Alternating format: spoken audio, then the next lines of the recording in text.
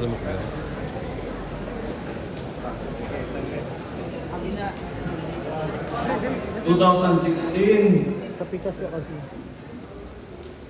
Oh, sa Pikas po, na botan. yung tatay ko, si former Rodrigo Roa Duterte, tumakbo, hindi yun utot ha,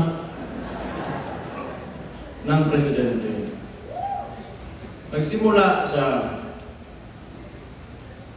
may survey, 15 to 20%. Okay? Ngayon, lumabas siya sa kampanya, sinabi niya, dalawa lang ang plataforma niya.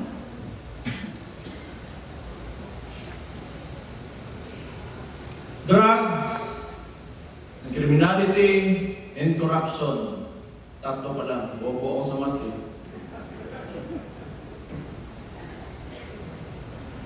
Noong panahon na naging presidente yung tatay ko, hindi ko akalain na babanggain niya talaga yung tatlong pinakamalaking problema ng Pilipinas at nailagay siya ng Pilipino kasi alam nating lahat na yan talaga ang problema ng Pilipino kaya hindi tayo umaangat. Kaya nailagay siya ng mga Pilipino bilang Pangulo ng Pilipinas. At anong ginawa niya? Inalis niya lahat yun at kung anong sinabi niya sa entablado, talagang ginawa niya. Kaya bumaba siya, ang approval rating niya.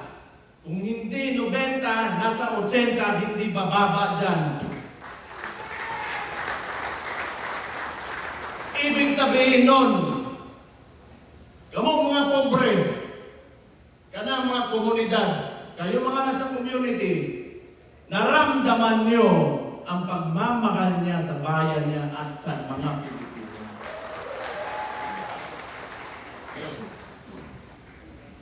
Ngayon, because my father is a lawyer, he doesn't want to amend the Constitution, to change the laws or whatever to extend his terms. Because he respects the Constitution.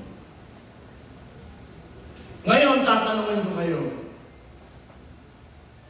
Kung kayo pagpipiliin ng panahon na yun, kung kayo lang, hindi galing sa kanya, itutuloy niyo ba yung termino niya? Itong si Marcos.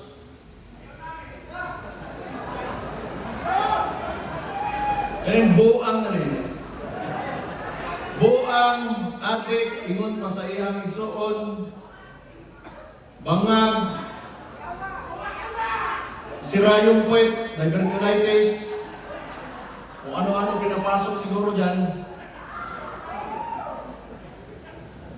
Ano achievement nito? Binalik yung droga, binalik yung kriminalidad, binalik yung korupsyon. At ganyang putang inang yan, gusto pa magpatagal ng termino niya. Magaling din.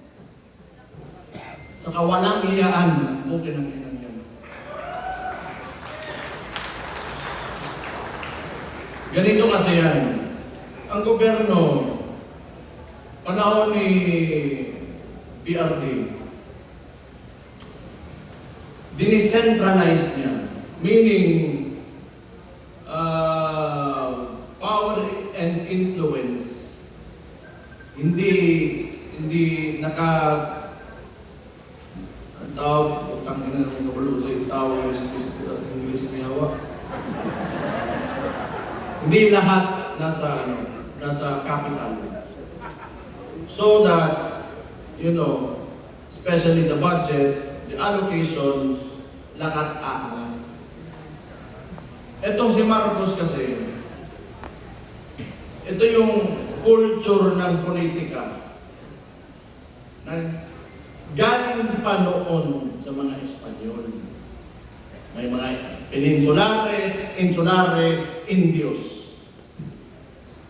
And yung mga kolonistang yan, the Spaniards, nung binigay tayo sa mga Amerikano, hanggat sa nagkaroon tayo ng so-called independence, hindi nila inalis ng sistema na yan. Kailangan malayo ang wealth gap sa mga oligarko, pati sa mga mahihirap, so that they can control. They have control over everything. They have control over politicians. They have control over the economy. At sila lang mayayaman, wala silang kompetensya. Kasi hanggat sa walang umaangat na Pilipino pagkaraniwang tao, wala silang kompetensya. And that's what they want to maintain. Unsay gibuhat ni Marcos?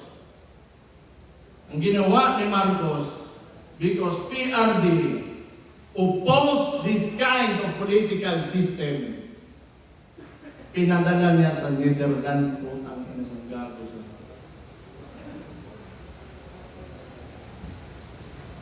Mali and Niger had a joint statement that the ICC is an instrument of neo-colonial powers on the hands of imperialism. Tanawan ninyo, ano pang bumalik dito sa Pilipinas? EDCA sites. Kung kailan yung panahon ngayon, nagkakagulo, nagmamahal yung presyo doon sa Gulf area, sa Middle East. And they want to bring war here in the Philippines. Nagtatayo ng mga military bases. And there's rumors that they want to put up a military base in the Davao region. For what? Who will benefit from war? Ito kasi si Marcos, they want us divided. That's why, yung independence ng Mindanao, do not subscribe to that, sinasabi ko sa inyo. Lahat tayo Pilipino. Bago pa dumating yung mga dayuhan dito sa Pilipinas, Pilipino na tayong lahat. Ito, kaya sinabi ko yan, nagbanggit ako ng Amerikano, sasabihin na naman nila, pro-China kami, pro-China ako. Tatanungin ko lang kayo, yung Scarborough Shoal na yan, it is documented in a cabinet meeting. Andun si Trillanes, si Ochoa. They were questioned by Enrile during the time of Aquino. Noong panahon ni PRD, may annexation ba? May expansion ba na nangyari sa China?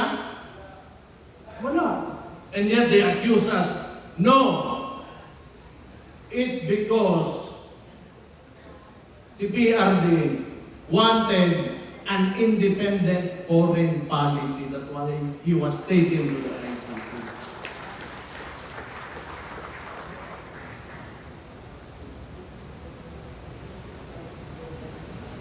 Muli na to. Mga taga Davao Oriental Reve. Tingog mo. Del Norte. Barn. Allahu Akbar.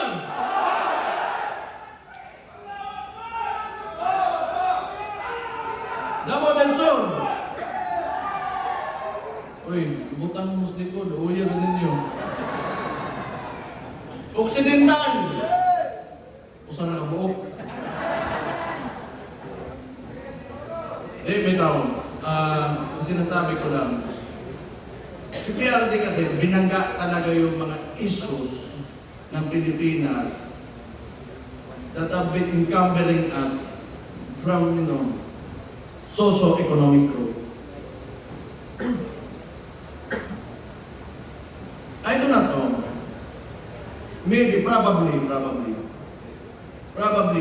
these oligarchs do not want the Filipinos to know. Kasi nga, ayaw, pag ikaw may negosyo, you do not like competition eh.